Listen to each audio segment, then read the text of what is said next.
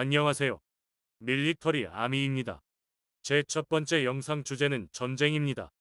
전쟁은 작용과 반작용 같은 물리적인 정치적 조건이 성립되면 일어날 확률이 높습니다. 어제를 기점으로 우크라이나 전쟁 1주년 되었습니다. 국가 수장인 러시아 푸틴과 우크라이나 젤렌스키로 크게 나눌 수 있겠습니다. 여기서 중요한 건 누가 먼저 스위치를 켰나가 아니라 어떻게 서로가 작용과 반작용을 반복하면서 전쟁으로까지 발전했는가입니다. 푸틴은 여러 뉴스 매체를 통해 우크라이나를 왜 침공했는지 알려주었습니다. 대부분 말도 안 되는 소리였고 독재자 야심과 구소련 영토를 재현하고 싶은 소수의 극우단체였습니다. 가장 큰 건 장기 집권을 노린 독재자, 인기 있는 독재자였습니다. 크림반도 강제 통합이 대표적인 예였습니다.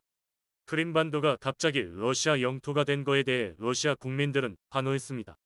정의롭지 않고 불법적인 일이었는데도 러시아 국민들 대부분은 환영했습니다. 푸틴의 인기와 지지는 더 올라갔으니까요. 제가 본 우크라이전 작용과 반작용 반복을 통해 물리적인 정치적 조건이 만들어진 과정 보겠습니다. 앞서 말했지만 첫 번째 작용은 푸틴일 수도 있고요.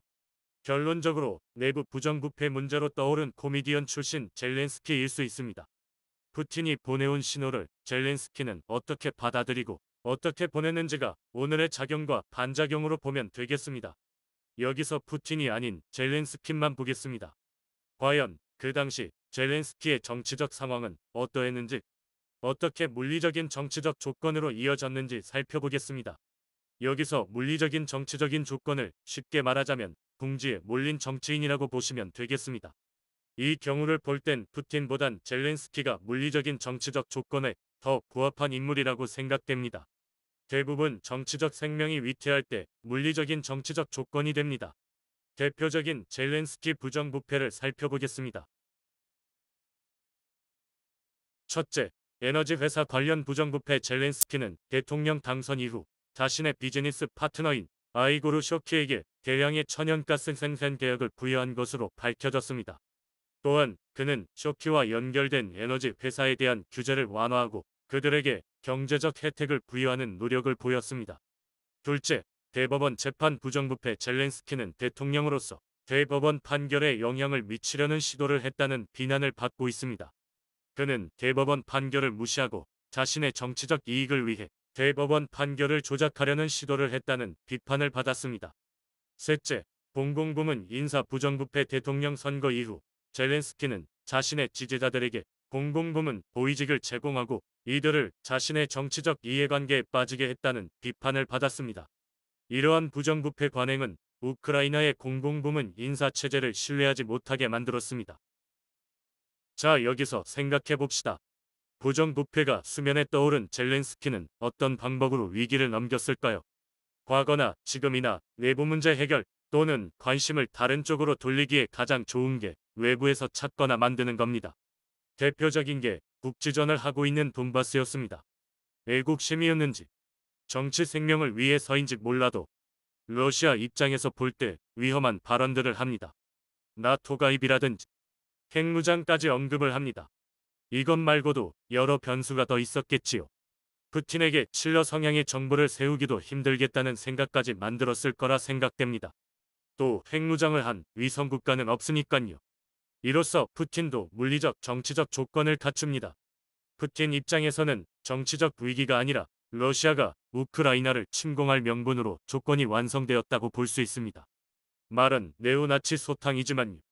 나토 확장 억제, 혹시 모를 실현이 불가능하지만 우크라이나 핵무장 차단, 그리고 구소련 영토 회복이었습니다. 관점을 다른 쪽에서 본다면 우크라이나 전쟁은 젤렌스키를 부정부패 인물에서 영웅 정치인으로 만들었다고 볼 수 있습니다. 위기를 성공으로 바꾼 사례라고 할 수 있겠습니다. 도둑에서 영웅으로 탈바꿈한 인물이 되었습니다.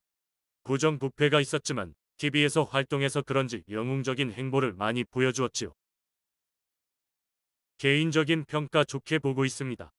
부정부패가 있었으나 어찌되었든 나라가 위기에 처해 있는데 도망가지 않고 우크라이나를 잘 이끌고 있기 때문입니다.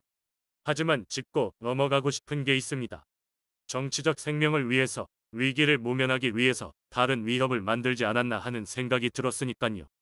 EU 가입, 나토 가입, 핵무장 발언, 조심해야 하지 않았나 하는 생각까지 들 정도였으니까요. 또 결과는 나왔지만 전쟁 전에 러시아에게 혼돈과 혼선을 줄 정도의 정보라도 줘야 하지 않았나 생각이 듭니다. 신러 행보 같은 거 말입니다. 마지막으로 최근에 들려오는 이야기 중엔 러시아 공격으로 키이우 기간 시설이 파괴되었습니다. 수도 전기가스 중심 기간 시설이 파괴되었지요. 전쟁으로 피폐해지고 국민들도 지치다 보면 불만 쌓여 정치인에게 분노를 쏟아낼 수 있습니다.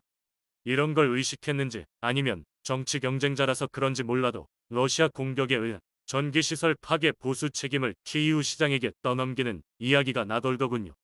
또한 전 대통령 포로셴코도 정치적으로 견제하는 것 같고요.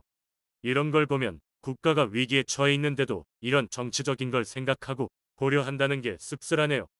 조선시대 선조가 이순신 장군을 대하는 게 생각납니다. 마지막으로 전문성이 많이 부족합니다. 이 개인 영상으로 인해 혼동이 없길 빕니다. 제 영상 시청해주셔서 감사합니다. 밀리터리 아미였습니다.